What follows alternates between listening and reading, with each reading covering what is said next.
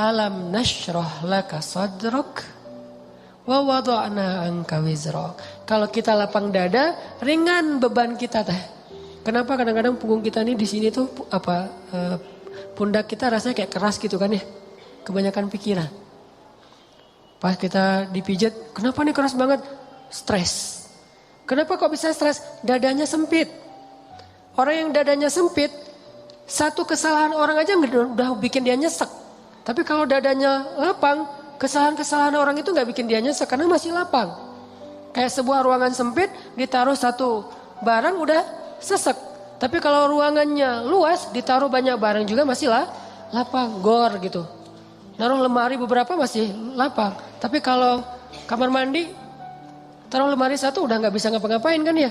Jadilah syarhus sadar, berlapang dada dengan kesalahan orang lain kepada kita.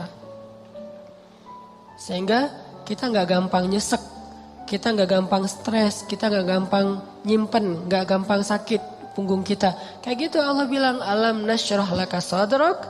Kalau udah lapang dada, wa wada'na anka wizrak, kami turunkan beban-beban kamu. Alladzi anqadha dhahrak, yang memberatkan punggungmu. Caranya gimana? Fa inna ma'al usri yusra. Inna ma'al usri yusra. Fa idza faraghta fansab wa ila rabbika farghab. Itu kan ajaran supaya syarhus sadar. Pasti ada kebaikan di sini, pasti ada kebaikan di sini. Minta aja sama Allah, minta tolong kepada Allah, maafkanlah dia supaya kita enggak anqadha dhahrak, enggak memberatkan punggung, enggak jadi berat sendiri gitu. Jadi stres sendiri, jadi kayak terbeban sendiri.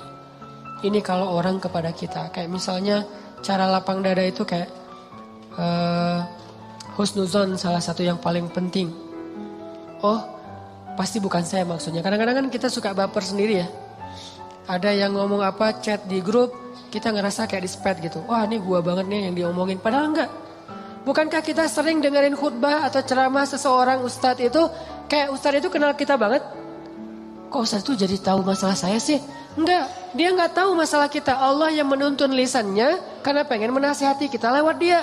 Tapi dia enggak tahu, jadi jangan kegeeran, jangan baper sendiri. Wah, ustadz ini pasti ngomongin saya nih. Enggak, ustadznya juga enggak tahu masalah kita. Karena ada beberapa kasus yang saya pernah kayak gitu, saya lagi ngomongin apa, terus tiba-tiba ada jemaah yang kayak tersinggung. Wah, ustadz ngomongin saya nih di depan umum. Siapa juga orang saya enggak kenal orangnya. Kenapa kok persis? Saya juga sering kayak gitu kan, udah 2 tahun ini kan saya gak khutbah Jumat nih. Kenapa gak khutbah Jumat? Salah satu alasannya saya pengen Jumat itu privasi waktu buat anak laki-laki saya. Karena dia sekarang udah 3 tahun, saya kasih jatah pokoknya Jumatan harus di Cihanjuang bareng Yahya. Karena saya pengen dampingin dia ke masjid hari Jumat. Alasan kedua, ada penyakit ustadz yang dulu pernah saya alamin. Apa penyakit ustadz? Keseringan ngomongin menasihati orang, jarang dinasihati. Nah, saya pengen Jumat itu waktu saya mendengar nasihat buat diri saya sendiri. Awal-awal itu benar kerasa. Pas pertama dengar khutbah orang, apaan sih ini kayak gini ngomongnya? Ada tuh ego-ego ustadz kayak gitu tuh muncul tuh. Itu kan yang lagi diobatin tuh.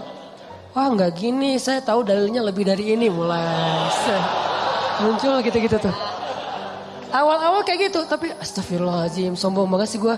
Udah, terus kalau ada yang ngomongnya kadang-kadang kayak nggak mungkin belum terbiasa ngomong depan umum, agak-agak nervous mungkin atau agak-agak kaku gitu. Muncul rasa sombong, tapi lama-lama di recovery, diperbaiki apa? Kalau saya menghargai dia walaupun nggak bagus, nanti orang akan menghargai saya ketika saya nggak bagus performnya. Jadi pas saya duduk gitu, dia ngomongnya kayak ngebosenin banget, boring banget tuh ceramahnya, tapi saya tetap gitu. Padahal boring banget ceramahnya, tapi saya kayak menghargai. Apa yang saya maksud di situ? Saya pengen juga orang kayak gitu ke saya kalau saya ceramah. Mungkin teman-teman ada yang kayak gitu sekarang. Apaan sih Ustaz, tapi masih aja gini. Padahal boring banget ceramahnya. Kenapa? Mungkin karena saya juga menghargai ceramah orang yang mungkin belum terlalu terbiasa ceramah. Ini yang saya pelajari ketika nggak khutbah lagi. Ditambah lagi sering banget saya kayak ngerasa si khotib ini kayak ngerti banget apa yang saya sedang alamin. Kayak lagi baper sama teman, lagi baper sama istri, langsung ceramahnya tentang suami kepada istri. Loh, kok tahu banget sih masalah saya? Kan sering kayak gitu kan? Itu bukan karena dia tahu loh. Allah yang maha tahu. Allah lagi menuntun kaki kita melangkah ke masjid yang khutbahnya tema itu. Dan Allah menuntun lisan ustadz untuk ceramah pas waktu kita datang tentang tema itu. Allah yang lagi nasihatin kita lewat lisan seorang ustadz. Jadi jangan baper. Gitu juga ke temen. Bukan dia tahu masalah kita, pengen nyindir kita, pengen nyepet kita. Enggak sama sekali. Jadi legowo. Syarhus sadar. Salah satu caranya husnuzon. Ini bukan yang cewek-cewek juga. Kalau lagi ngobrol sama teman-temannya, tiba-tiba ada yang kecelutukan ngomong apa. Jangan langsung diem. Wah, ngomongin saya nih, pasti saya maksudnya. Belum tentu, husnuzon aja. Mungkin dia emang gak tahu masalah kita. Teman-teman yang lain tahu kecuali dia yang ngomong nih. Berarti jangan-jangan kita udah baper habis-habisan, udah habis air mata kita nangis sepanjang malam. Ternyata gak ada masalah. Kan konyol banget kan ya. Kita udah curhat kemana-mana, udah marah ke siapa-siapa, terus udah nangis sepanjang malam, udah bengkak matanya. Besok pas tabayun, maaf ya saya nggak tahu kalau ada masalah itu. Oh jadi kamu nggak tahu, rugi dong air mata saya udah 1 ember. Ini sering terjadi. Kenapa? Karena kita nggak syarhus sadar, nggak husnuzon dulu sama orang lain. Kalau misalnya menurut kita dia tahu banget masalah saya masih diomongin, oh mungkin dia silap, mungkin dia lupa, mungkin dia terlanjur ucap, atau Enggak, dia pasti ngonsep tuh soalnya captionnya tuh panjang banget, pasti dia nulis. Kalau gitu mudah-mudahan dia udah sadar sekarang. Belum sempat aja minta maaf ke kita, yang jelas dia udah sadar, udah minta ampun ke Allah. Husnuzon. Bukankah Allah mengatakan ijtanibu katsiran minaz-zon? Satu-satunya yang layak kita suuzon itu cuma setan. Bukan orang. Minimal kita bilang bukan dia gak maksud kayak gitu. Setan yang nuntun lisan dia. Setan yang bikin dia mengatakan itu. Dan dia udah sadar sekarang. Setan aja yang disalah-salahin, gak apa-apa. Apa salah saya kata setan? Ya emang salah. Apa salah saya? Ya kamu jadi setan. Kan suuzon yang diperbolehkan buat setan doang kan.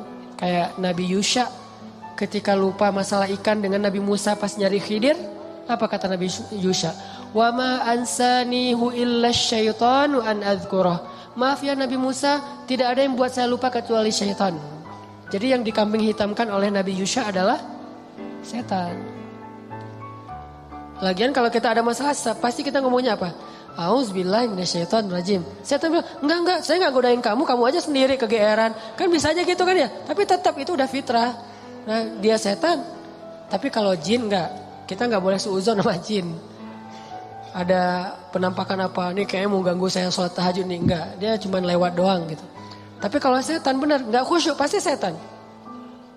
Enggak bisa move on pasti setan.